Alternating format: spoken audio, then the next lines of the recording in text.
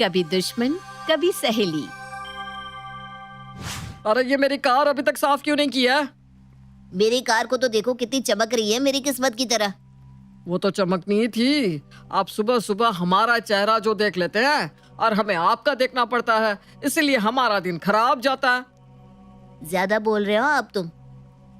मुझे कोई शौक नहीं है आपसे बात करने का। वो तो आप ही मेरे सामने आ जाते हैं बार बार। तो बेचकर चले क्यों नहीं जाती ये घर? हमें भी सुकून मिल जाएगा थोड़ा। तुम क्यों नहीं चले जाते?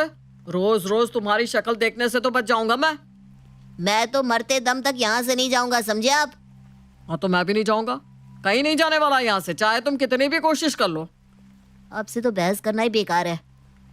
अरे तुम क्या बहस करोगे? पहले बोलना तो सीख लो ठीक से। मैं बोलूंगा भी तो भी आपको कहाँ सुनाई देने वाला है? कान तो खराब रहते हैं ना आपके हमेशा। बदतमीज, चुप कर वरना क्या कर लोगे? आप चीटिंग करने के अलावा और कुछ कर ही नहीं सकते। और तुम धोखा देने के अलावा और कुछ नहीं कर सकते। अरे फिर शुरू हो गया आप दोनों। चलिए अंदर। हाँ ले जाओ इसे, वरना आज मेरे हाथों से बच नहीं पाएगा ये। अरे आप चलिए अंदर चलिए। क्या हुआ? क्या सोच रहे हैं आप? यही ना कि पड़ोसी हैं, आपस में लड़ रहे हैं और क्या। लेकिन जनाब ये दोनों पड़ोसी नहीं है, सगे भाई हैं। विश्वास नहीं हो रहा ना, लेकिन यही सच है। इन दोनों की दुश्मनी सालों से चलती आ रही है, लेकिन दोनों कई सालों से फिर भी एक दूसरे के घर के सामने ही रहते हैं। उन दोनों का परिवार एक दूसरे से बात नहीं करता। बस एक उन दोनों की बहन है जो दोनों के घर में आती जाती है। अरे जीजी क्या बताए, इनका तो रोज का है। दोनों सुबह शाम जब देखो लड़ते रहते हैं, एक दूसरे को कोसते रहते हैं। अरे जाने दो, अब ये तो हम सब सालों से देखते आए हैं। तुम ये बताओ आज क्यों बुलाया मुझे यहाँ? कोई खास काम था क्या? अरे हाँ जीजी, आपको ना एक लड़की की फोटो दिखानी थी। हमने आकाश के लिए इसे पसंद किया है। अरे वाह, बोलो। अभी श्याम भैया के घर से शीला भाभी लड़की की फोटो ही दिखा रही थी। उन्होंने भी रवि के लिए लड़की पसंद कर ली है। अच्छा, मतलब दोनों घरों में एक साथ शादी होगी? ये तो बहुत भारी काम हो जाएगा सच में। ये दोनों भाई तो एक दूसरे से लड़ने में ही पूरे हो जाएंगे। हाँ, अब देखते हैं आगे क्या होता है। श्याम कुमार के बेटे रवि और चंदन के बेटे आकाश की शादी एक साथ हो रही थी, लेकिन ये दोनों शादी के कामों में भी एक दूसरे से दुश्मनी निभाने से बाज नहीं आ रहे थे। अरे और लाइट लगाओ, उनके घर से हमारा घर ज्यादा चमकना चाहिए, समझे? अरे नहीं नहीं, इतनी लाइट्स काफी नहीं है, और लगाओ। अरे पापा कितनी लाइट्स लगवाएंगे? सुबह से बस लाइट्स ही लगवाए जा रहे हैं आप। अरे उनके घर देख नहीं रहे कितनी लाइट्स लगी हुई हैं?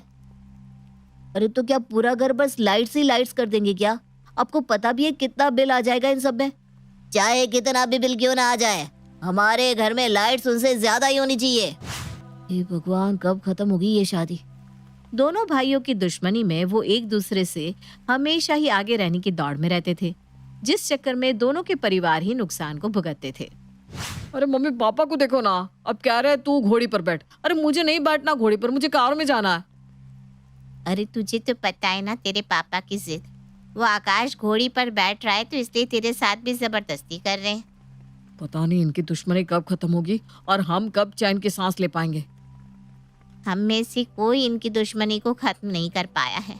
मैं भगवान से प्रार्थना करती हूँ कि हम दोनों के घर में जो नई बहुएं आ रही हैं, वो इनकी दुश्मनी को खत्म कर दे।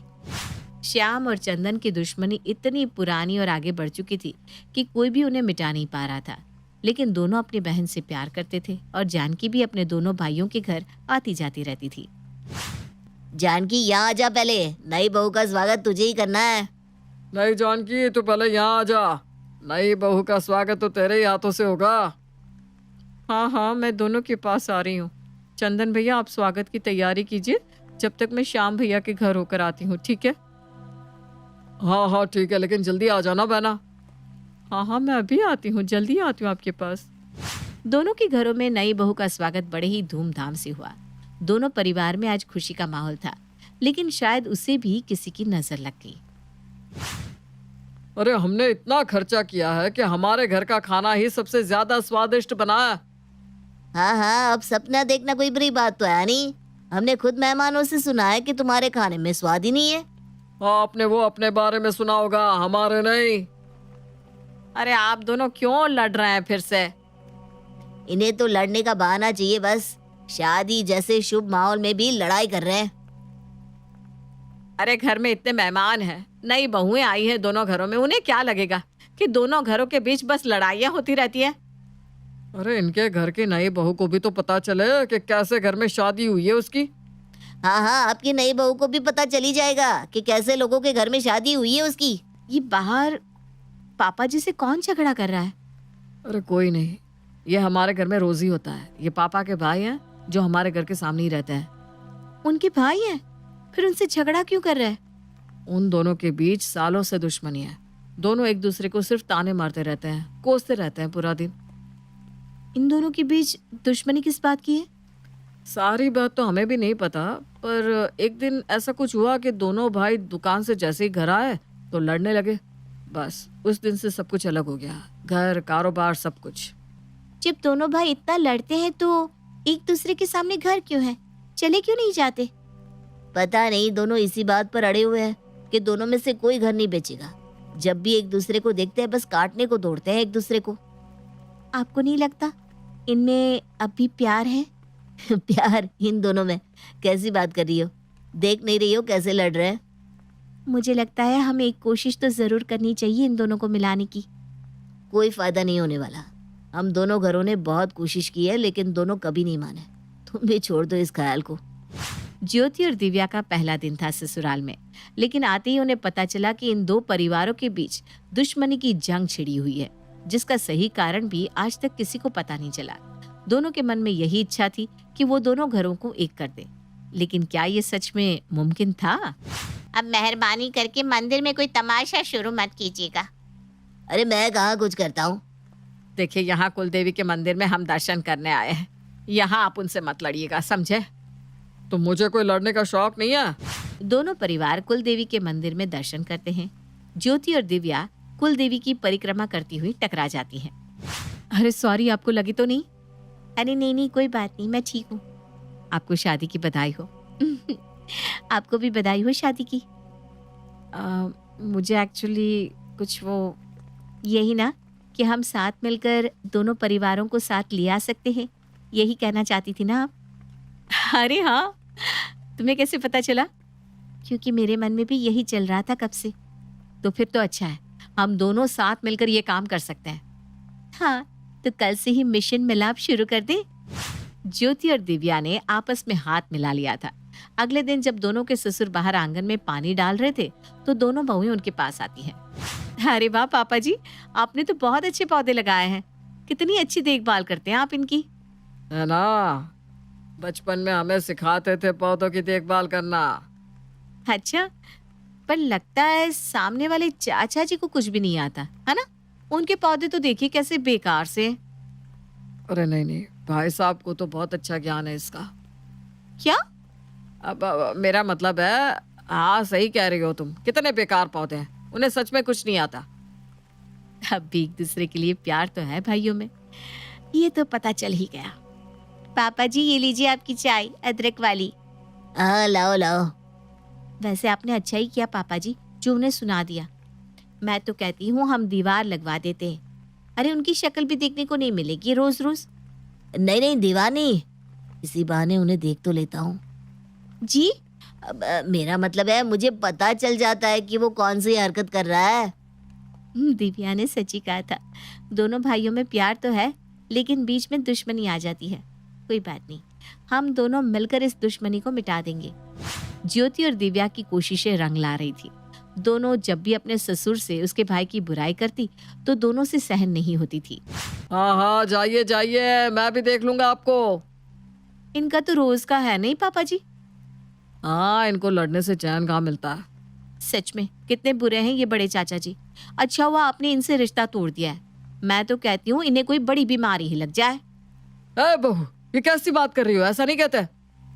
क्या हुआ पापा जी? उन्हें कुछ भी हो जाए आपको उससे क्या? नहीं कुछ नहीं, बस ऐसा दोबारा मत कहना। पहली बार देखा है इन्हें भाई साहब की इतनी फिक्र करते हुए। अरे माँ जी आप देखती जाइए, अब वो दिन दूर नहीं जब ये दोनों भाई गले मिलने लगेंगे। अगर ऐसा हो गया तो दोनों परिवार फिर से एक हो जाएंगे। क्या हुआ पापा जी, आप आज बार बार बाहर देख रहे हैं? कोई बात है क्या? नहीं, वो 2 दिन से दिखा नहीं। कौन नहीं दिखा?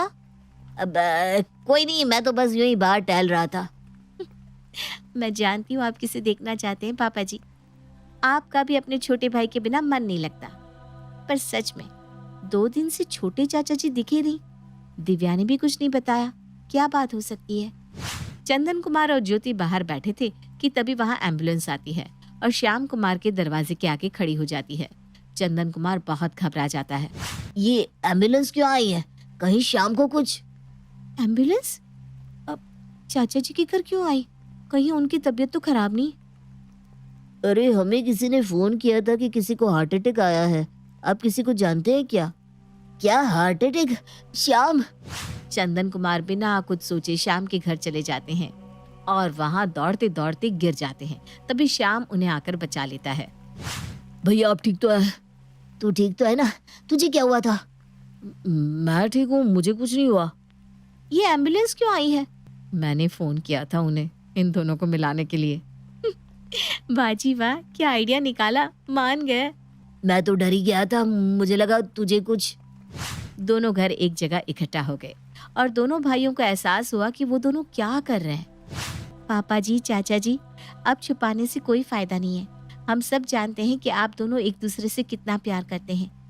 हाँ, अब आप दोनों अपने गीले शिकवे मिटा दीजिए और दोनों परिवारों को एक हो जाने दीजिए। हाँ, इन दोनों बहुओं की मेहनत आज रंग लाई है। जो काम हम दोनों नहीं कर सके, इन दोनों ने कर दिखाया आज। भैया, मुझे माफ कर दीजिए। छोटे, तू मत माफी मांग, चला जा, गले लग जा। अरे जीजी, अच्छा हुआ आप आ गई। देखिए आज कितना अच्छा मौका है, दोनों भाई फिर से मिल गए। हाँ, पर ये सब किसने किया? दिव्या और ज्योति ने। बहुत अच्छा काम किया है तुम दोनों ने, जीती रहो दोनों। दोनों परिवारों में एक बार फिर से खुशियों के रंग थे। दोनों परिवार मिलकर अब सब कुछ करने लगे थे और आज दोनों परिवार मिलकर एक साथ भोजन भी कर रहे थे। अरे वाह, कितना अच्छा लग रहा है दोनों बहुओं को एक साथ देखकर। लेकिन ज्योति बहू, एक बात तो है, दिव्या बहू तुमसे ज्यादा होशियार है, दिमाग में भी और खाना बनाने में भी। थैंक यू बुआ जी। जी, दोनों परिवारों के साथ आने से खुशियां दुगनी हो गई थी। लेकिन जिन बहुओं की वजह से ये दोनों परिवार मिले थे, अब उनके बीच ही नफरत सी पैदा होने लगी थी। अरे क्या हुआ, तुम दोनों लड़ क्यों रही हो? अरे मैं कब से इन्हें कह रही हूँ कि आपने ये मिठाई गलत तरीके से बनाई है, लेकिन ये मान ही नहीं रही। बड़ी हूँ मैं, तुम्हें ज्यादा पता कि मुझे। अरे लड़ना बंद करो, इतनी छोटी बातों पर भी कोई लड़ता है भला? मुझे इनके साथ एक रसोई में काम ही नहीं करना। मुझे भी, आज से मैं अलग से खाना बनाऊंगी। अभी अभी तो दोनों परिवार साथ आए थे, पता नहीं किसकी नजर लग गई फिर से। ज्योति और दिव्या के बीच की नाराजगी इतनी बढ़ गई कि वो अब एक दूसरे से बात भी नहीं करती थी। इस सब को देखकर जानकी ने एक राय दी। भैया, मुझे लगता है अब दोनों को एक साथ नहीं रहना चाहिए। घर में पूरा दिन कलेश का माहौल रहता है। इससे अच्छा तो आप दोनों अलग ही सही थे। कम से कम सब कुछ शांति से तो चल रहा था ना। हम दो भाई अभी अभी तो मिले हैं और अब फिर से। मैं तो आपकी भलाई की बात कर रही हूँ। हाँ पापा जी, बुआ जी बिल्कुल सही कह रही हैं। मैं भी बुआ जी की बात से सहमत हूँ। क्यों बुआ जी, आप तो यही चाहती थी ना कि ये दोनों भाई कभी भी साथ ना आए, है ना? ये क्या कह रही हो तुम दिव्या? मैं ऐसा क्यों चाहूंगी? ये चेक याद है आपको बुआ जी? ये तो वही 25 लाख का चेक है जिसकी वजह से मेरे भैया के बीच में ये सब। ये चेक तुमने लिया? नहीं पापा जी, ये चेक और रकम बुआ जी ने ली थी और आप दोनों भाइयों के बीच में गलतफहमी पैदा कर दी, जिससे इस रकम के बारे में आपको पता न चले। जब बुआ जी हम दोनों के बीच यही करने की कोशिश कर रही थी, तब हमने सालों पुराने बैंक अकाउंट्स चेक किए। तब हमें पूरी सच्चाई का पता चला। बहन होकर तुमने अपने भाइयों का ही घर तोड़ दिया। इस पैसे पर मेरा भी हक है। तू मांगती तो हम सब कुछ दे देते, लेकिन आज के बाद तुम्हारा चेहरा भी नहीं देखना चाहता। चली जाओ हमारे घर से। जानकी की असलियत सामने आती है। दोनों घरों से बुरी नजर भी हट गई। अब दोनों घरों में बस खुशियों की किलकारी थी। तो कैसा रहा सहेली? सब कुछ सही हो गया, अब तुम मेरी दुश्मन।